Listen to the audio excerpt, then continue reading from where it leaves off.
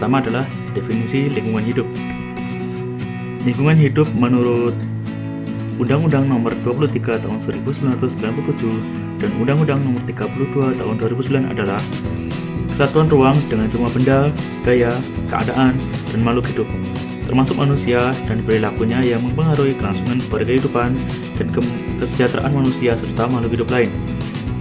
Nah, sementara menurut Undang-Undang Nomor 23 Tahun 2009 disebutkan bahwa yang dimaksud lingkungan hidup adalah kesatuan ruang dengan semua benda, daya, keadaan, dan makhluk hidup termasuk manusia dan perilakunya yang mempengaruhi alam itu sendiri, kelangsungan berkehidupan, dan kesejahteraan manusia serta berkehidupan lain.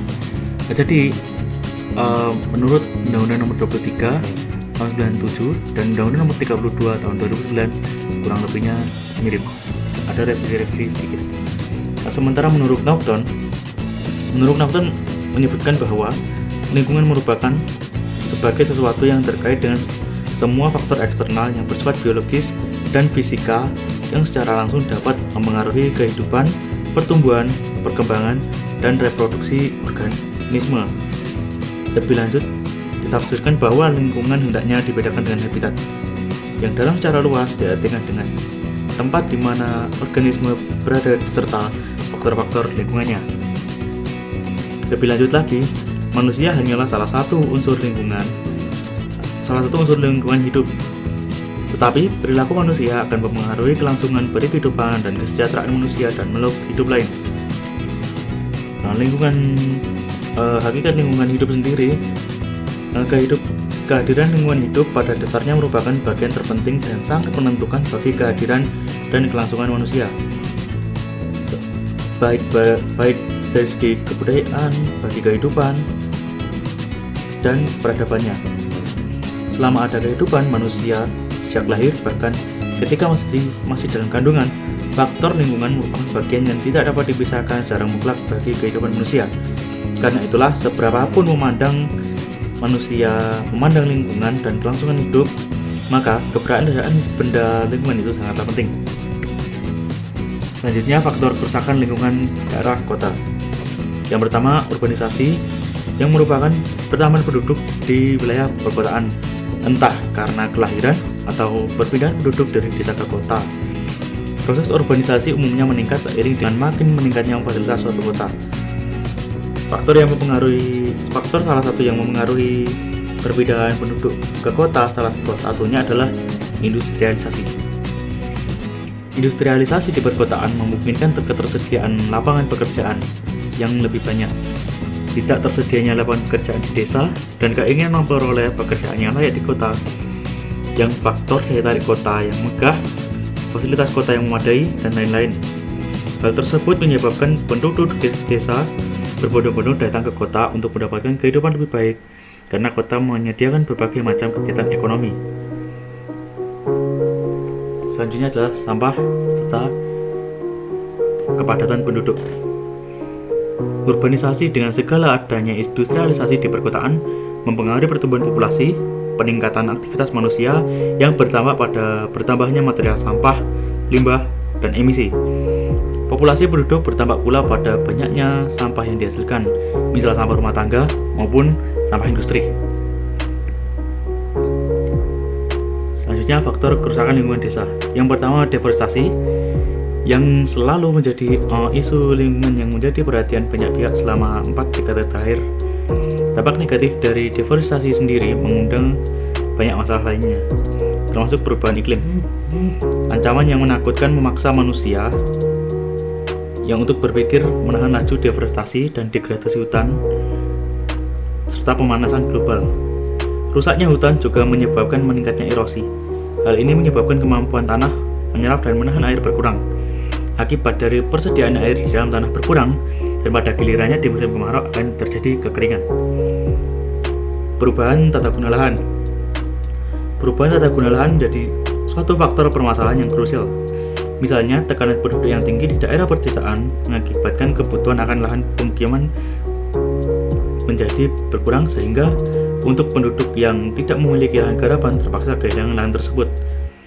Hal tersebut semakin diperparah oleh bertambahnya luas lahan pertanian yang dialihfungsikan untuk keperluan lain, seperti areal pemukiman, jalan, maupun industri. Ini saya akan menjelaskan definisi kerusakan lingkungan. Yang pertama, menurut Undang-Undang tahun 1997, kerusakan lingkungan hidup adalah tindakan yang menimbulkan perubahan langsung atau tidak langsung terhadap sifat-sifat fisik atau hayati yang mengakibatkan lingkungan menjadi kurang atau tidak berfungsi lagi.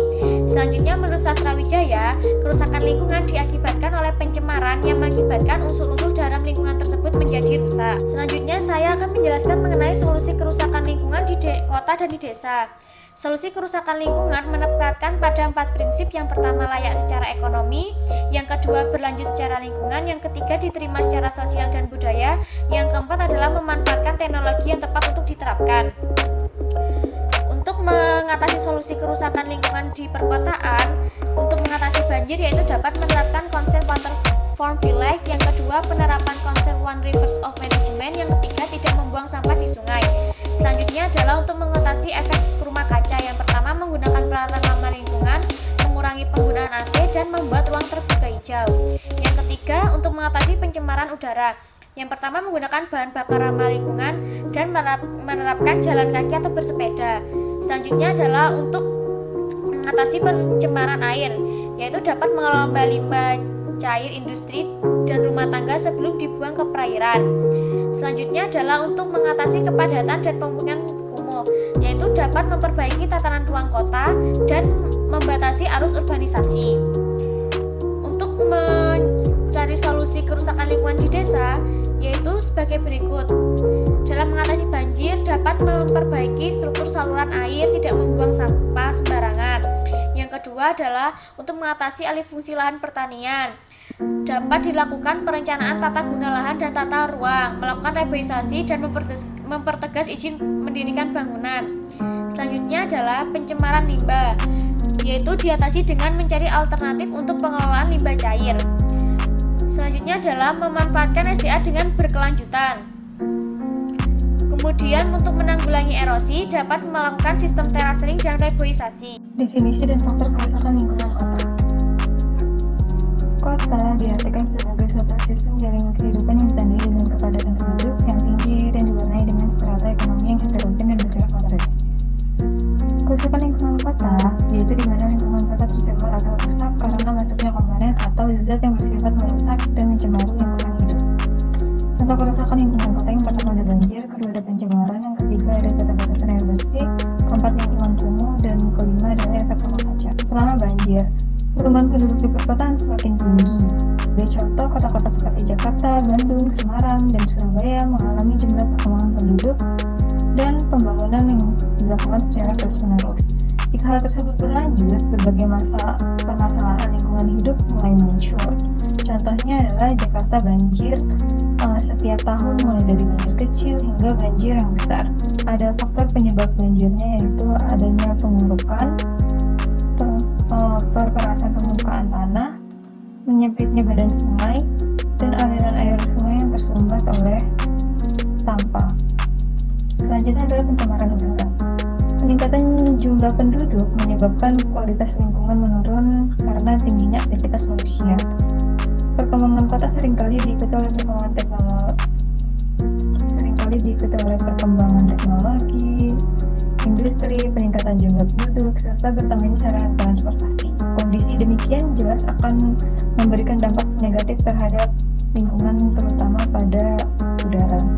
Selanjutnya yaitu penyediaan air bersih terbatas. Pencemaran air disebabkan tidak hanya berasal dari buangan industri tanpa pengolahan terlebih dahulu, melainkan masyarakat ikut andil dalam pencemaran tersebut. Skala pencemaran semakin naik dan kualitas air tanah permukaan pun makin menurun.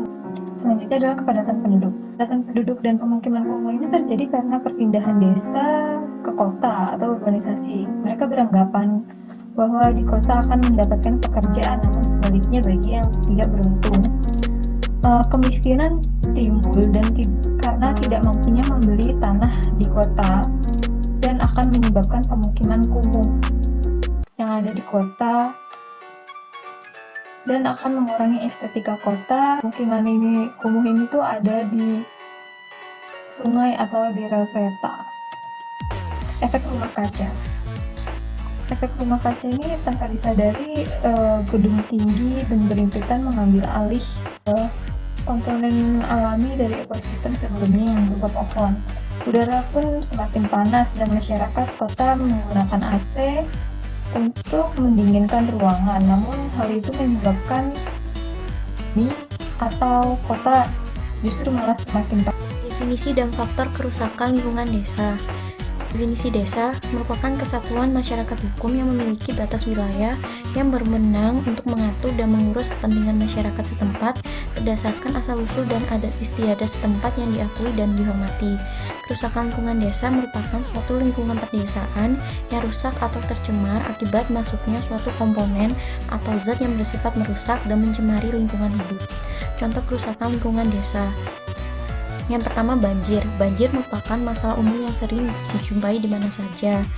Banjir bisa disebabkan karena dua faktor, yaitu faktor alam dan faktor manusia. Kedua, pencemaran limbah. Adanya pertambangan yang ada di lingkungan desa banyak menimbulkan dampak kerusakan lingkungan hidup yang cukup parah, baik itu air, tanah, udara, dan hutan. Air pertambangan secara langsung menyebabkan pencemaran air, yaitu dari air pencucian yang menyebabkan air sungai menjadi keruh, asam, dan terjadinya pendangkalan sungai akibat endapan pencucian. Tidak hanya air yang tercemar, tanah juga mengalami pencemaran akibat pertambangan, yaitu terdapatnya lubang-lubang besar yang tidak mungkin ditutup kembali, yang menyebabkan terjadinya kubangan air dengan kandungan asam yang sangat tinggi. Air kubangan tersebut mengandung zat kimia dalam jumlah banyak yang bersifat racun bagi tanaman, sehingga mengakibatkan tanaman tidak dapat kembang dengan baik. Yang ketiga, alih fungsi lahan pertanian. Semakin banyaknya kebutuhan manusia, maka perluasan lahan akan dilakukan, terutama pada daerah di dekat permukiman. Lahan yang datar atau berlereng seharusnya cocok untuk daerah pertanian, namun diubah fungsi menjadi lahan permukiman, jalan, dan pembangunan pabrik. Keempat, erosi. Rusaknya fungsi hutan menyebabkan banyak kualitas tanah mengalami penurunan, sehingga rentan untuk terjadinya erosi. Erosi ini menyebabkan kualitas tanah menjadi berkurang, banyak tanah yang tidak subur karena banyak unsur haranya telah hilang, sehingga apabila masyarakat desa memiliki tanaman di lahan tersebut, maka akan rusak. Kelima, pemanfaatan sumber daya alam yang tidak sesuai. Pemanfaatan sumber daya alam yang tidak sesuai akan menyebabkan kerusakan pada lingkungan apabila dilakukan dalam jangka waktu yang lama dan secara terus-menerus.